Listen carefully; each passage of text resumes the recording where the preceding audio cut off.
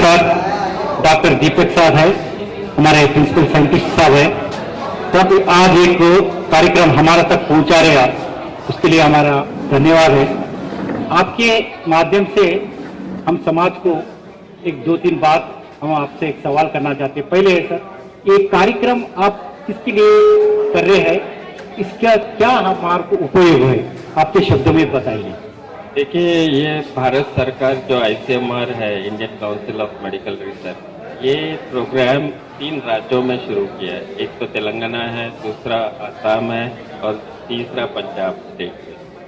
ये स्पेसिफिकली ये जितने भी स्लॉटर हाउस वर्कर्स है या स्लॉटर हाउस साइट्स है, उस साइट्स में बहुत सारे ऐसे बीमारियां हैं जो जानवरों से ह्यूमंस में जा सकते हैं या ह्यूमन से जानवरों में आ सकते हैं और वही फूड वैल्यू चेन से अपने में भी आ सकते हैं। तो ऐसे इन चीज़ों के लिए ICMR ने इस प्रोजेक्ट को फंड किया है और हर साइट पे एक वन हेल्थ अप्रोच या वन हेल्थ मोड जो कहते हैं, उस अप्रोच में ये प्रोग्राम चल रहा है। इसमें NMRI जो एनिमल कंपोनेंट को देख रहा है, जो एनिमल्स आते हैं स्लॉटर हाउस में उसका टेस्टिंग होता है। मेडिकल इंस्टीट्यूट जो एम्स है हैदराबाद का, वो ह्यूमंस की जांच कर रहा है।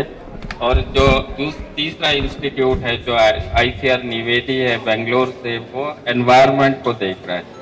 तो इससे क्या होता है कि ये तीनों जो है, एक तो मनुष्य है, जानवर है और वो एनवायरनमेंट, क्योंकि हम सारे इसी एनवायरनमेंट में रह रहे हैं, तो हमें ये पता होना चाहिए कि ये जो इन्फेक्शंस आ रहे हैं एनिमल्स में या ह्यूमंस में या एनवायरनमेंट में, वो कौन से है।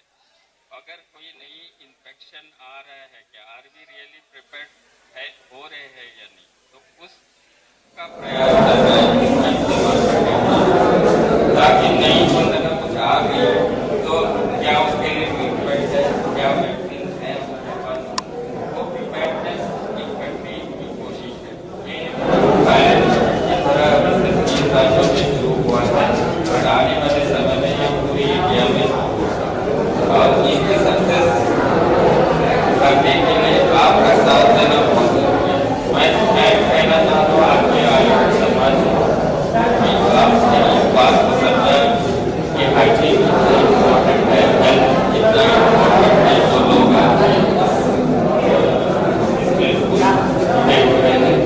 और आप सामने आए, इसका मैं नए दिन से स्वागत भी करता हूँ, धन्यवाद भी देता हूँ कि आप आइए सामने बच्चा भी हिस्सा ले रहे हैं और इसी वजह से ये हमारे लिए अच्छा है।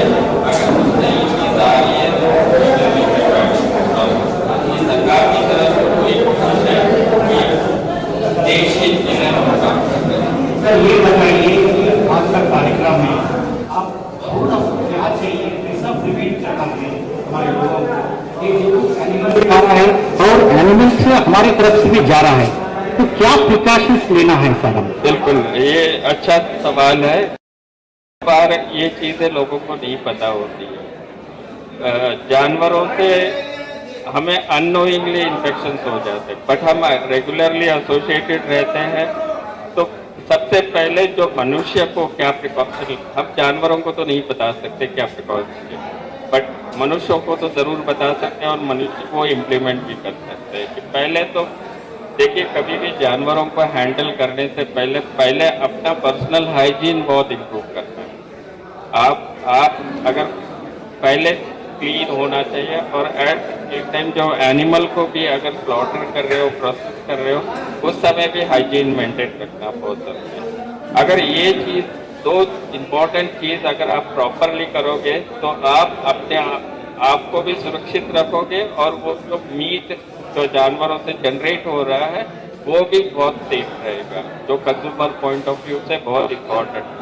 तो अपनी पर्सनल हाइजीन मेंटेन करना बहुत ज़रूरी है। दूसरी बात, एक तो पर्सनल हाइजीन, जैसे ऑलरेडी मेरे कलीग ने भी इस प्रोग्राम में बताया था कि पर्सनल हाइजीन क्या है, कि सुबह उठना है, ब्रश करना है, नाखून बड़े हैं तो नाखून काटने हैं, हेयर कटिंग करनी है, रेगुलर बात लेनी है, ये पर्सनल हाइजीन के पार्ट है।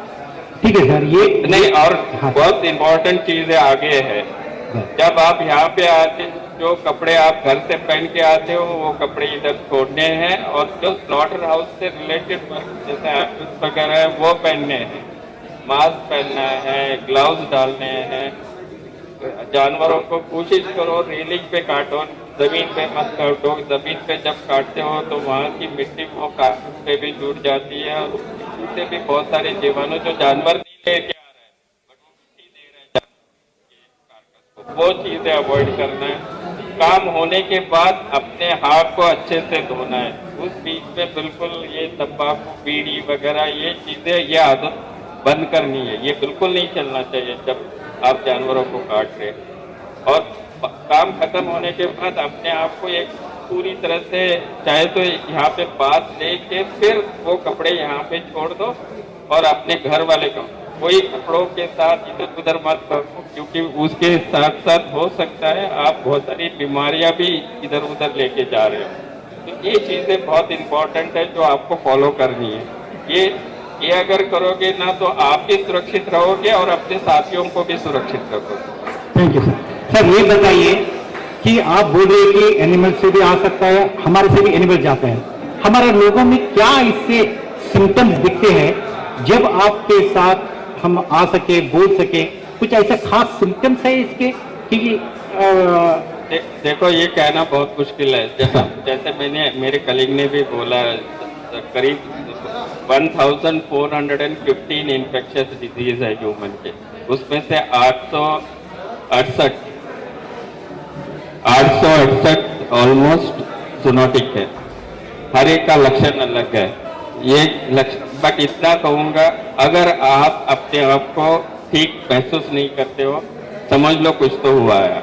आपका बदन दर्द कर रहा है, फीवर आ रहा है, या जाड़ों में जॉइंट्स में पेन हो रहा है, इस टाइप के लक्षण कभी भी कुछ आ रहे हैं तो इमीडिएटली आप डॉक्टर के पास जाइए।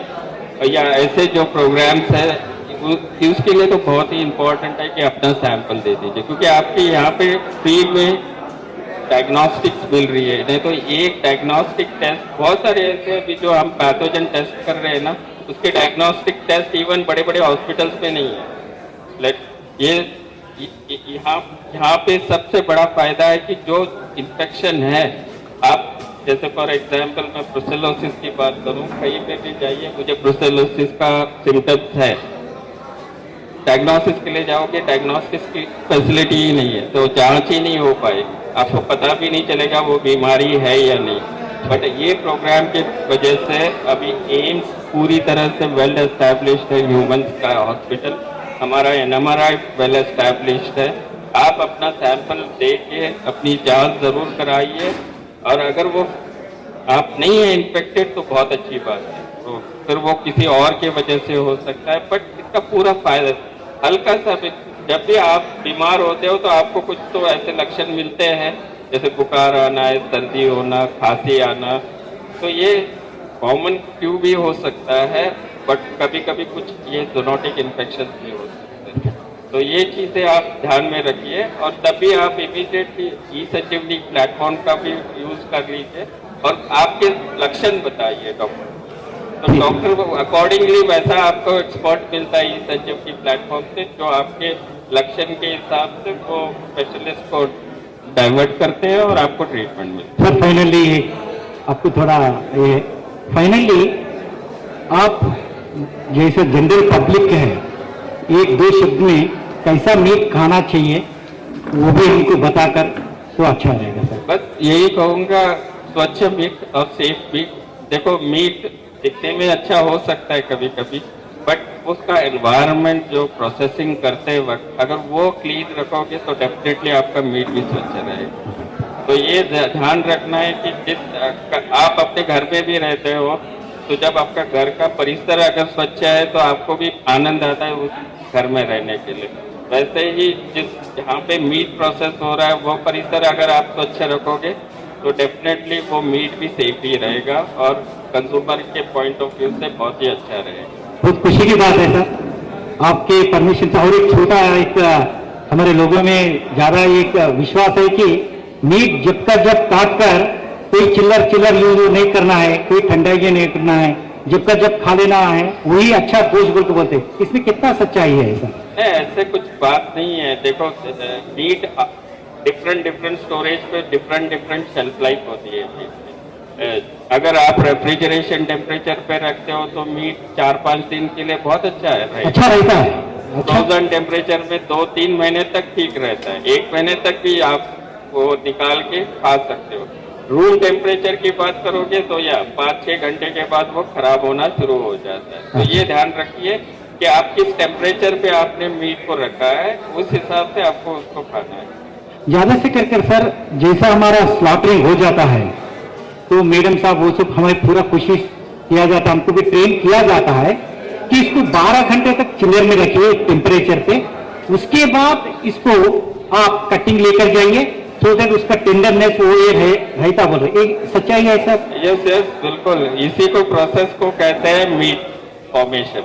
राइट। जो काटता है एनिमल, जो नॉर्मली जो आता है शुरुआत फ्रेश एनिमल का, वो फ्लैश होता है, it is not a meat. अच्छा अच्छा। वो चिलिंग जो आप रखते हो ओवरनाइट करके, जिसमें चिलिंग कंडीशंस आती है, वो ऑटोमेटिकली मसल कन्वर्ट हो जाता है इन मीट फॉर्म।